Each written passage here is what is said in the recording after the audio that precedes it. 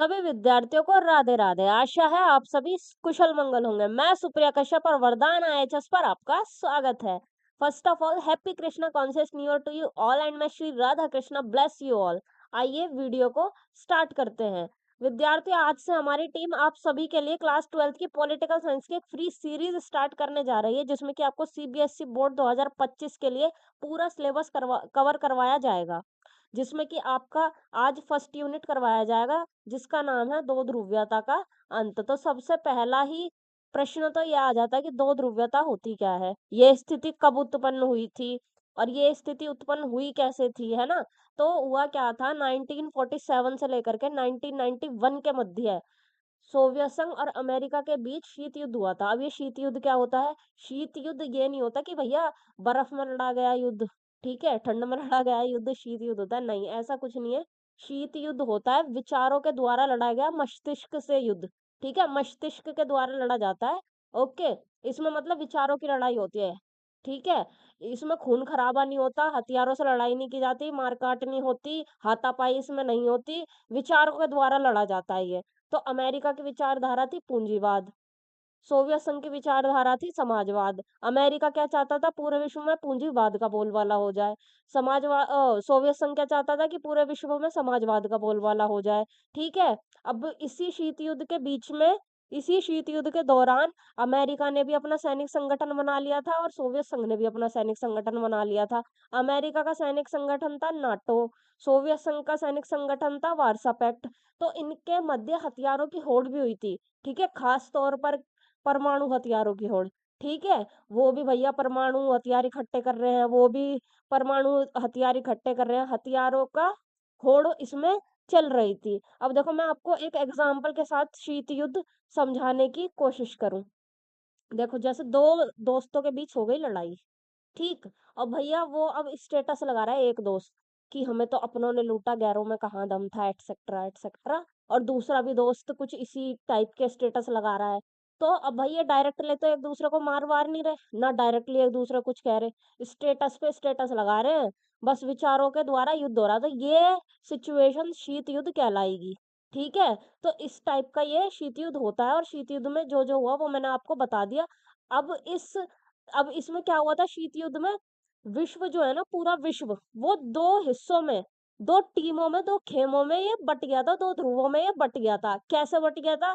एक तरफ तो था अमेरिका और एक तरफ था सोवियत संघ, ठीक है। अब भैया विश्व के जो आधे देश अमेरिका की विचारधारा यानी कि पूंजीवाद से जो सहमत थे वो तो हो गए अमेरिका के साइड, और जो समाजवाद से जो सहमत थे वो हो गए सोवियत संघ के साइड। तो आधे देश हो गए इधर अमेरिका के साइड और आधे देश हो गए उधर सोवियत संघ के साइड, ठीक है। तो फिर इस तरह से ना विश्व जो है दो खेमों में, ये दो ध्रुवों में बट गया, ठीक है। सत्ता के दो केंद्र हो गए, दो महाशक्तियां इकट्ठी हो गई। आज के टाइम में तो वर्तमान में एक ही महाशक्ति है, अमेरिका। हालांकि और भी उभर रही है, जैसे कि चाइना हो गई, रशिया हो गई, भारत भी धीरे धीरे उभर रहा है एक शक्ति के तौर पर, ठीक है। तो ये सीन इसमें था। तो अब इस दो ध्रुवीयता का जो ये स्थिति जो क्रिएट हुई थी, इसका अंत कैसे हुआ, इस चैप्टर में आप इस बारे में जानेंगे। तो आइए इस चैप्टर को स्टार्ट करते हैं। इसमें पहला टॉपिक आपका है सोवियत प्रणाली क्या थी, ठीक है। सोवियत प्रणाली क्या थी? तो देखो हुआ क्या था, 1917 में रूस की क्रांति हुई थी, जिसको समाजवादी क्रांति के नाम से भी जाना जाता है। अब ये क्रांति हुई क्यों थी? इसके दो तीन कारण थे।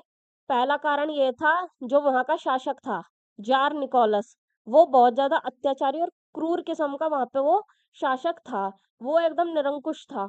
ओके। और दूसरा कारण इसका था कि इन्होंने प्रथम विश्व युद्ध में भाग लिया था, रूस ने। तो इन्होंने क्या करा, अपने संसाधन जो है उसमें इन्होंने झोंक दिए, ठीक है, संसाधनों का इन्होंने उसमें झोंक दिया, पैसा वैसा भी उसमें लगा दिया, हथियार भी उसमें लगा दिए इन्होंने। तो उस कारण से क्या हुआ, देश में ना गरीबी की अकाल जैसी स्थितियां उत्पन्न हो गई, जिससे कि भैया जनता में बहुत ज्यादा आक्रोश बढ़ गया, ठीक है, जनता बहुत ज्यादा इससे रुष्ट हुई। तो उस कारण से समाजवादी क्रांति हुई वहां पर रूस में 1917 में। अब इसका उद्देश्य क्या था क्रांति का? कि भैया पूंजीवाद को समाप्त कर देंगे और समाजवाद व समतामूलक समाज की स्थापना करेंगे। अब मैं आपको पहले एक बार ये पूंजीवाद और ये समाजवाद बता दूं होता क्या। देखो पूंजीवाद जो है ना, ये पूंजीवाद एक अर्थव्यवस्था है, ठीक है। इसके अंतर्गत क्या होता है, जो देश के संसाधन जो होते हैं ना, संपत्ति वगैरह जो होती है, उद्योग वगैरह जो होते हैं देश के, वो होते हैं किसी प्राइवेट, किसी निजी व्यक्ति के या कंपनी के या किसी उद्योगपति के हाथों में होते हैं। मतलब उनका मालिक वो होता है, प्राइवेट आदमी कोई या फिर प्राइवेट कंपनी। ओके।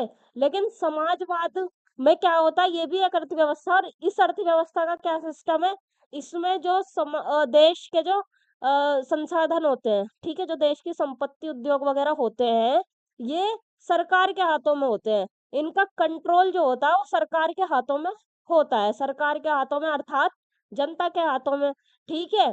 तो ये दोनों इस प्रकार की अर्थव्यवस्था है, ठीक है। पूंजीवाद किसकी अर्थव्यवस्था थी, अमेरिका की। समाजवाद किसकी अर्थव्यवस्था थी, सोवियत संघ की। अब भैया रूस में समाजवादी क्रांति का उद्देश्य क्या था, कि पूंजीवाद को समाप्त कर देंगे और समाजवाद व समतामूलक समाज की हम जो है स्थापना कर देंगे।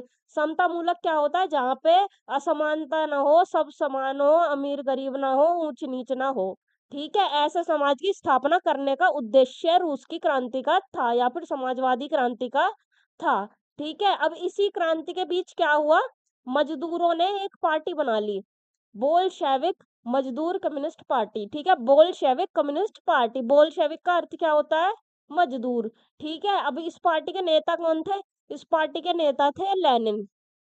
और जो रूस की क्रांति हुई थी या फिर जिसको समाजवादी क्रांति भी कहा जाता है, तो इस क्रांति के जो हीरो, जो मेन नायक थे, प्रमुख थे, जिनके नेतृत्व में ये क्रांति हुई थी, वो भी लेनिन ही थे, ठीक है। और इसके पार्टी के नेता भी यही थे, बोल्शेविक कम्युनिस्ट पार्टी के। और इस पार्टी में किन किन को मतलब शामिल किया गया था, किन के ऊपर डेडिकेटेड थी, मजदूरों, गरीबों, कमजोर वर्ग, ठीक है। इन वर्गों के लिए ये पार्टी बनाई गई थी और इनमें यही शामिल भी थे इस पार्टी में, ठीक है। इस क्रांति के बाद रूस में समाजवाद की स्थापना हो जाती है तथा सोवियत संघ, यानी कि इंग्लिश में जो इसकी शॉर्ट फॉर्म होती है यूएसएसआर, का गठन हो जाता है, ठीक है। ये क्रांति मतलब क्रांतिकारी इस क्रांति में सफल हो जाते हैं, ठीक है। फिर वहां पे समाजवादी अर्थव्यवस्था की स्थापना भी हो जाती है और फिर सोवियत संघ का गठन भी हो जाता है। ओके। अब देखो सोवियत संघ पहली बात कोई देश नहीं था, कभी आप इसको देश, अमेरिका देश था, लेकिन सोवियत संघ देश नहीं था। ये एक 15 देशों का समूह था, ठीक है। 15 देश इसमें शामिल थे, ये ग्रुप था 15 देशों का, ठीक है। फिर इसके बाद क्या होता है, दूसरे विश्व युद्ध में, जो कि 1939 से लेकर के 1945 के दौरान हुआ था, ठीक है। इसके दौरान क्या किया भैया, सोवियत संघ ने पूर्वी यूरोप के कुछ देश, जिनमें फांसीवादी प्रशासन चल रहा था, उनको ना फांसीवादी शासन से मुक्त करवा लिया, ठीक है। कुछ देशों को, यूरोप के, पूर्वी यूरोप के कुछ देशों को फांसीवादी शासन से मुक्त करवा लिया। किसने करवाया, सोवियत संघ ने करवाया। फिर इन देशों को किन किन का नाम दिया गया, इन देशों को कहा गया कि भैया ये दूसरी दुनिया के देश हैं, इनको दूसरी दुनिया के देशों का नाम दिया गया और ये देश सोवियत संघ में शामिल हुए थे, ठीक है। इसलिए इनका एक और भी नाम था, समाजवादी गणराज्य के देश, ठीक है। दो नाम इनको दिए गए, जिनको फांसीवाद से मुक्त करवाया गया था, दो नाम इनको दिए गए, दूसरी दुनिया के देश और समाजवादी गणराज्य के देश। समाजवादी गणराज्य के देश क्यों कहा गया, क्योंकि ये जो है सोवियत संघ में शामिल हुए थे, ठीक है। सोवियत संघ में 15 देश शामिल थे। मुख्य जो इनका, एक तरह से कह लो कि सबसे ज्यादा पावरफुल देश इनमें से 15 में से कौन सा था, सबसे ज्यादा ताकतवर, सबसे ज्यादा बड़ा देश कौन सा था, वो था रूस, ठीक है। मेन जो था वो रूस ही था इन सब में। ओके। नेक्स्ट टॉपिक आपका आ जाता है सोवियत संघ। तो देखो अमेरिका के बाद विश्व की सबसे बड़ी अर्थव्यवस्था रूस की थी। टॉप 1 पे तो देखा अमेरिका ही आता था, टॉप 1 पे अमेरिका ही आता था, लेकिन टॉप 2 पे उस समय सोवियत संघ आ रहा था। सबसे बड़ी इसकी अर्थव्यवस्था थी, सबसे बड़ी इसकी संचार व्यवस्था थी सोवियत संघ की, अमेरिका के बाद, ठीक है। अमेरिका को मतलब एकदम टक्कर देने वाला ये देश था, ये देख लो आप, ठीक है। टक्कर देता था बराबरी की अमेरिका को। ओके। लेकिन भैया क्या हुआ, ये टॉप देशों में आने वाला संघ, ठीक है, टॉप की श्रेणी में आने वाला ये सोवियत संघ, धीरे-धीरे इसके 15 देशों के मध्य टकराव होने लगा। ठीक है? क्यों? क्योंकि सोवियत संघ में ना हमेशा कम्युनिस्ट पार्टी का ही शासन रहता था, ठीक है? धीरे-धीरे क्या हुआ, कम्युनिस्ट पार्टी निरंकुश हो गई। भैया निरंकुश हो गई, भ्रष्टाचार बढ़ने लगा, संघ का विकास करने की जगह अपना विकास करने लगे, ठीक है? तो ये जो है निरंकुश हो गई, इनको लगता था हम तो अपनी मनमानी करेंगे, कुछ भी कर लें, सरकार तो हमारी ही आनी है, क्या हो गया, ठीक है? लगभग 70-80 सालों तक जब तक सोवियत संघ रहा, जब तक ये इस मतलब इसका गठन होने से लेकर के और विघटन होने तक कम्युनिस्ट पार्टी की ही वहाँ पे शासन चला, ठीक है? तो ये निरंकुश हो गई थी, जिससे 1970 का दशक आते-आते सोवियत संघ की अर्थव्यवस्था ठहर सी गई थी, ठीक है? भैया वो देश का विकास तो कर नहीं रहे, अपना विकास कर रहे हैं, भ्रष्टाचार वहाँ पे चल रहा है, ठीक है? जनता की वहाँ पे जवाब दे ही नहीं है वहाँ पे सरकार जनता को, ओके? तो वो फिर धीरे-धीरे अर्थव्यवस्था ठहर गई और सोवियत संघ वहाँ पे भैया कंगाल होने लगा। ठीक है? कंगालों की श्रेणी में आने लग गया, जो टॉप की श्रेणी में आ रहा था, वो 1970 का दशक आते-आते कंगालों की श्रेणी में आने लग गया वो देश। ठीक है? कम्युनिस्ट पार्टी की संस्थाएँ भी सुधार के लायक हो गई, अर्थात उनमें सुधार की माँग होने लगी। देखो जो इनकी संस्थाएँ थी ना, वो भी भ्रष्टाचार कर रही थी, वो भी जनता के प्रति जवाबदेही नहीं थी। ठीक है? ये भी इन्होंने भ्रष्टाचार फैला दिया था पूरे देश में और इनको इनकी जो संस्थाओं के लोग थे कम्युनिस्ट पार्टी के जो इनको तो विशेष अधिकार दिए हुए थे आम जनता को पागल समझ के रखा था ठीक है उनको विशेष अधिकार प्रदान किए गए थे ओके जनता को इतने कोई ज्यादा प्रिविलेज नहीं दिए गए थे ठीक है तो भैया इस प्रकार का माहौल पैदा हो गया अब जब इस प्रकार का माहौल पैदा हो गया तो ऑब्वियस सी बात है किसी को सुधार के लिए बुलाया जाएगा तो इन्होंने जो है मिखाइल गोर्बाचेव को सुधारों के लिए बुलाया, ठीक है? तो गोर्बाचेव और सोवियत संघ का विघटन ये आपका नेक्स्ट टॉपिक है। मिखाइल गोर्बाचेव का चयन जो किया गया था ना, इनका चयन किया गया था, इनको चूज़ किया गया था सोवियत संघ की अर्थव्यवस्था को सुधारने के लिए, जो वहाँ पे माहौल चल रहा था, भ्रष्टाचार वहाँ पे चल रहा था, अर्थव्यवस्था चरमरा गई थी, ठहर गई थी, उसका सुधार करने के लिए गोर्बाचेव को बुलाया गया। ठीक है? ये कम्युनिस्ट पार्टी के महासचिव थे और ये 1980 के दशक में कम्युनिस्ट पार्टी के महासचिव बने थे। ठीक है?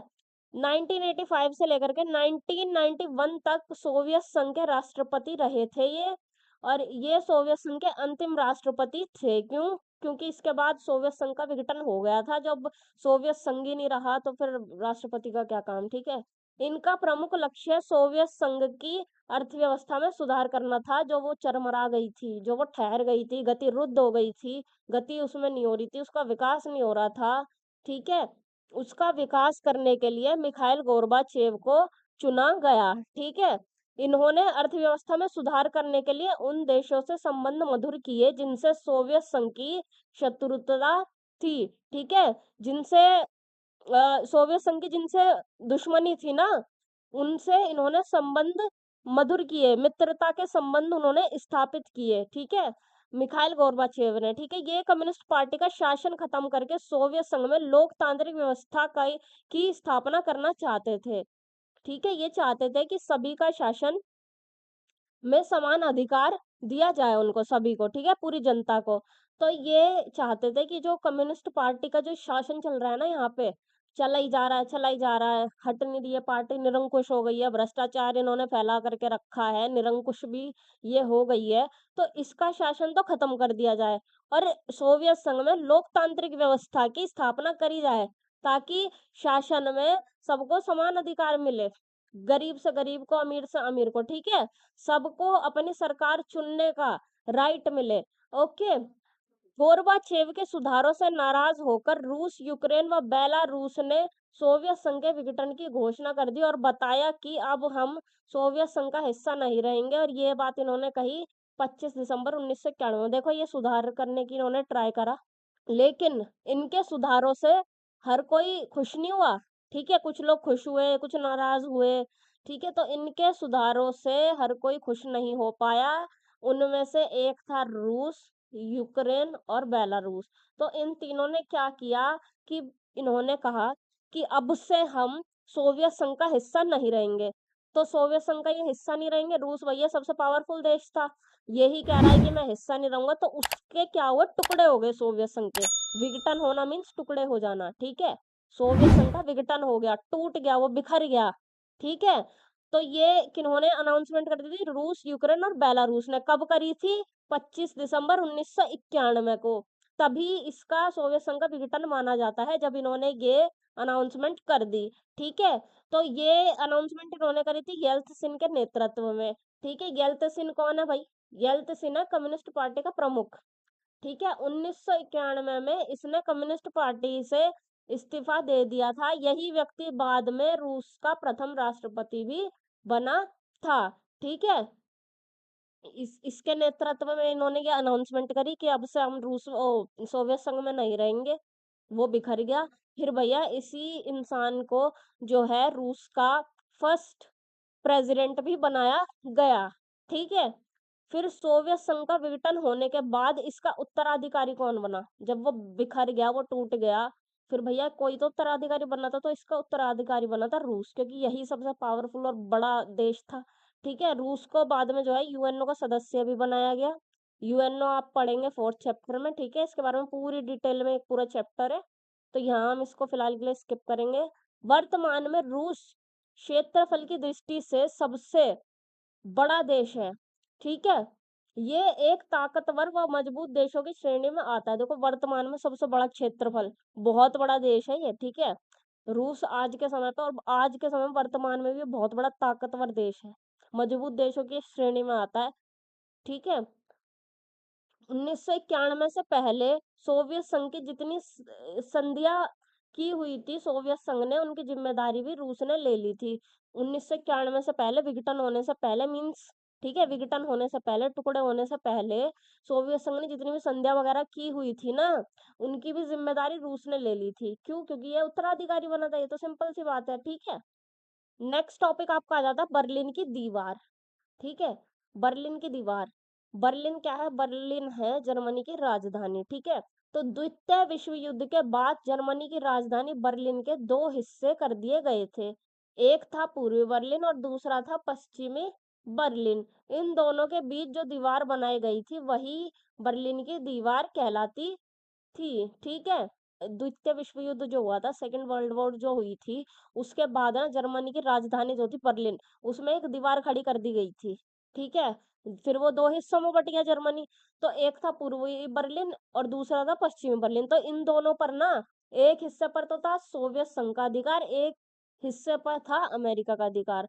और यही दीवार जो थी शीत युद्ध का प्रतीक मानी जाती थी। फिर जब ये दीवार जो है 1961 में बनाई गई थी, और इसकी लंबाई 150 किलोमीटर थी, ठीक है, बहुत लंबी एक दीवार थी। 1989 में पूर्वी बर्लिन के लोगों द्वारा इसे गिरा दिया गया, ठीक है। इस दीवार को 28 वर्षों तक यह दीवार खड़ी रही थी, ठीक है। इस दीवार के गिरने से जर्मनी का एकीकरण हो गया। ऑब्वियस सी बात है, जब दो पार्ट में ये बट गया था, फिर वो दीवार गिरा दी, फिर वो एक हो गया, उसका एकीकरण हो गया, ठीक है। आज के पार्ट में केवल इतना ही, बाकी का हम नेक्स्ट पार्ट में पढ़ेंगे, ओके। अगर आपको ये चैप्टर पसंद आया हो और हमारा पढ़ाया हुआ आपको अच्छा लगा हो, तो वीडियो को लाइक कीजिए, कमेंट सेक्शन में अपना रिव्यू दीजिए और अपने दोस्तों के साथ भी इसको शेयर कीजिए। और वरदान आईएचएस को सब्सक्राइब करना ना भूलें और बेल आइकन को भी याद से प्रेस कर लें, ताकि आपको सबसे पहले वीडियो का नोटिफिकेशन मिल सके। और आप हमसे टेलीग्राम, व्हाट्सएप और इंस्टाग्राम पर भी जुड़ सकते हैं। टेलीग्राम पर आपको इसके नोट्स प्रोवाइड करवा दिए जाएंगे पीडीएफ की फॉर्म में। ये हमारा सोशल मीडिया हैंडल है, और हमारे इन सोशल मीडिया का लिंक आपको डिस्क्रिप्शन में मिल जाएगा, वहां से आप डायरेक्टली हमको ज्वाइन कर सकते हैं। कुछ भी आपको डाउट हो वो आप कमेंट सेक्शन में या टेलीग्राम, व्हाट्सएप या इंस्टाग्राम पर हमसे पूछ सकते हैं, आपका डाउट क्लियर करवा दिया जाएगा। तो स्वस्थ रहिए, पढ़ते रहिए। जय हिंद, जय भारत, राधे राधे।